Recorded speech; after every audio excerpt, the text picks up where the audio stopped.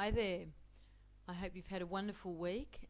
What I've actually decided to do for this week's video analysis is to actually take you through one market and the current trade that we're looking at with this market, which happens to be the Great British Pound against the US dollar for the currencies. And it's quite interesting actually, and what I'm going to do is take you through this market so that you can have a really good look at what are we looking at and a little bit more insight. Now, first of all, I'm looking at more of an eagle eye view of the actual market as a whole, and as you can see, I'm looking here at the 1 month bar chart for the British pound, and that means that every bar on this page is actually 1 month's a full month's worth of data, giving us the high and the low and the open and the close for that month. Now, I'm only going to, obviously this is only a 10-minute video, so it will probably be very hard to grasp what I'm going to be looking at here in such a short time, but please bear with me. If you've had any sort of training on cycle analysis, it will probably make a little bit more sense to you. But what we're actually looking at here is, as most people know, markets rise and fall in sort of wave-like patterns. They'll rally up and fall down, rally up and fall down, and rally up and fall down, and rally up and fall down, and rally up and fall down. And this is in sort of larger waves and then much smaller waves as well, or pulses in the market. And what cycle analysis tells us with a fairly high degree of probability of when major lows will come in. So what the important areas we're looking at is actually these lows, these major lows that the market is making. See, the market's fallen down here, made a low, it's rallied up, it's fallen down, made a major low here, it's rallied up again, and it's fallen down and made a major low here. There's other ones that are in between, but what I'm looking at is the more significant ones for this time frame. Then the market has sort of rallied up a bit more flatter throughout this time period here, fallen down and made another significant low, rallied up again and made a very dramatic low here recently.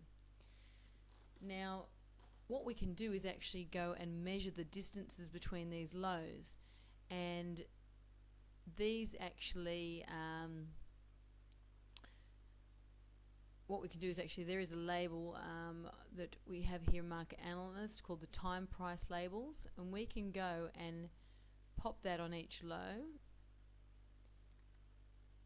and that's the starting one all the way back in 1976. And I'll add a new label here to this low here. I'm just picking out the more significant ones.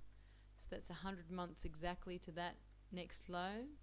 So here we are, we're measuring actually time. Then we have 96 months to that next major low. And then we have to this next major low 100 months. And then to this major low down here. It wants to lock on there. Actually, it hasn't locked on the right one, but I can go move that again.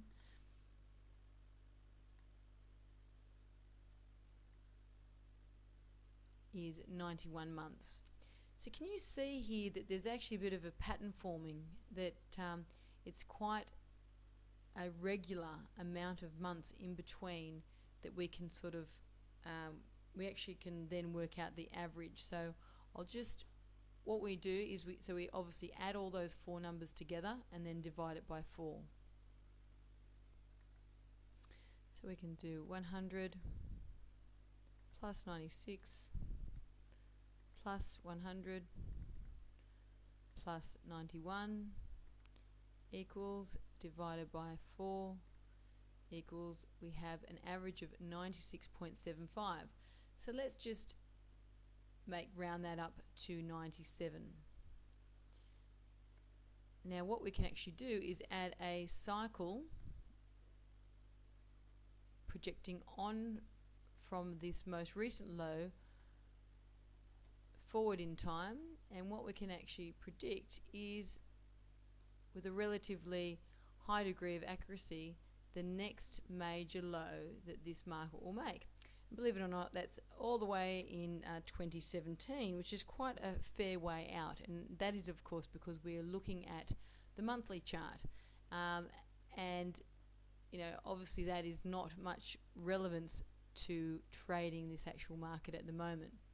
But what it does is these more major cycles actually dominate the smaller cycles. So you first start working these cycles out on your monthly charts, and then you break it down to your weekly charts, as you can see I have actually done here also, looking for the weekly major lows.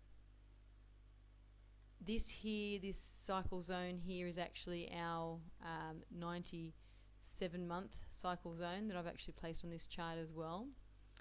And I'll talk a little bit more about the cycles after I go back to the daily chart. I want to have a look at the daily chart and have a look at a few things that are happening there. But I just wanted to introduce you to the concept of cycles if you don't know about it. And what we'll do is come back to the Great British Pound and have a look at the weekly cycles for that market.